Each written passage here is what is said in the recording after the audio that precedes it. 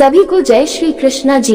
दोस्तों, आज हम श्रीमद् भगवद गीता अध्याय 15 पुरुषोत्तम योग के बारे में सुनेंगे जी। श्रीमद् भगवद गीता का 15वां अध्याय पुरुषोत्तम योग के नाम से जाना जाता है।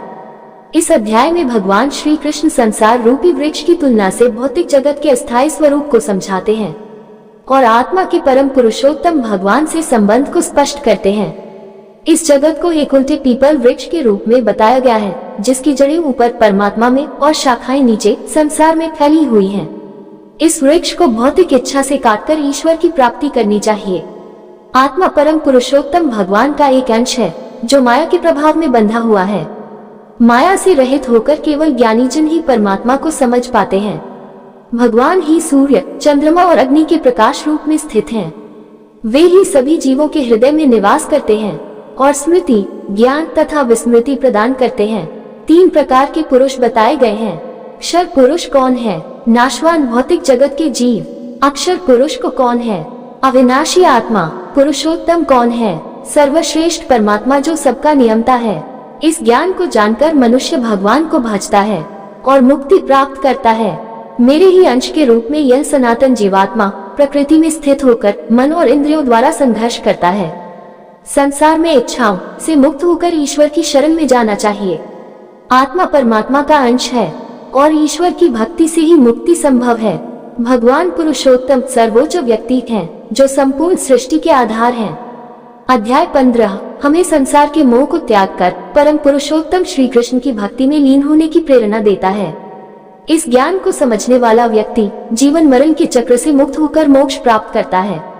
अब आइए दोस्तों, इस अध्याय 15 के ज्ञान को विस्तार से समझते हैं। श्रीमद् भगवद गीता के 15वें अध्याय को पुरुषोत्तम योग कहा जाता है, जिसमें भगवान श्री कृष्ण जीवन के रहस्य, संसार रूपी वृक्ष और आत्मा परमात्मा के संबंध का ज्ञान देते हैं।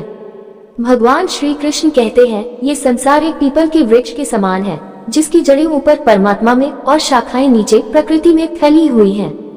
इसके पत्ते वेद हैं और जो इस वृक्ष को जान लेता है वो परम सत्य को जान लेता है। इस संसार वृक्ष की शाखाएं गुणों के अनुसार फैली हुई हैं। इसकी जड़ें कर्मों के रूप में नीचे धरती में फैली हैं। इस संसार रूपी वृक्ष का सही स्वरूप समझ पाना कठिन है, लेकिन इसे वैराग्य रूपी शस्त्र से काटकर परमात्मा के धाम को प्राप्त किया जा सकता है, जहाँ जाने के बाद कोई वापस नहीं आता। जिनका अहंकार समाप्त हो गया है, जिन्होंने मोह को त्याग दिया है और जो परमात्मा में स्थित रहते हैं, वे उस परम धाम को प्राप्त कर सकते हैं।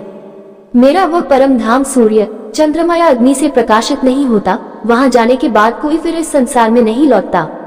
इस संसार में जीव मेरा ही अंश है जो प्रकृति में स्थित होकर मन और इंद्रियों द्वारा कर्म करता है। जब शरीर बदलता है तब यह आत्मा एक शरीर से दूसरे शरीर में प्रवेश करती है, जैसे हवा सुगंधों को अपने साथ ले जाती है। यह आत्मा इंद्रियों और मन का प्रयोग करके संसार का अनुभव करती है। अज्ञानी लोग आत्मा के इस गूढ़ रहस्य को नहीं समझ पाते, लेकिन ज्ञानीजन इसे भली भांति जानते हैं। जो योगी हैं, वे आत्मा को देख सकते हैं, जबकि अज्ञानी इसे नहीं पहचान पाते।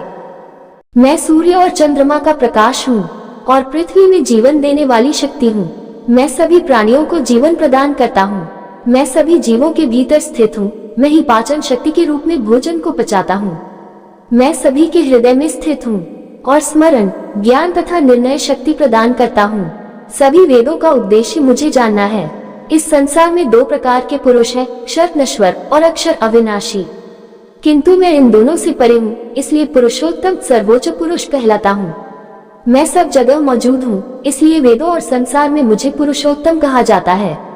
जो व्यक्ति मुझे इस रूप में पूर्ण रूप से जानता है, वह सब कुछ जान लेता है और मेरी भक्ति में स्थिर हो जाता है। हे अर्जुन, ये ज्ञान अत्यंत गोपनीय है। इसे समझने के बाद मनुष्य धर्म का पूर्ण पालन करता है और पूरी तरह मेरे प्रति समर्पित हो जाता है।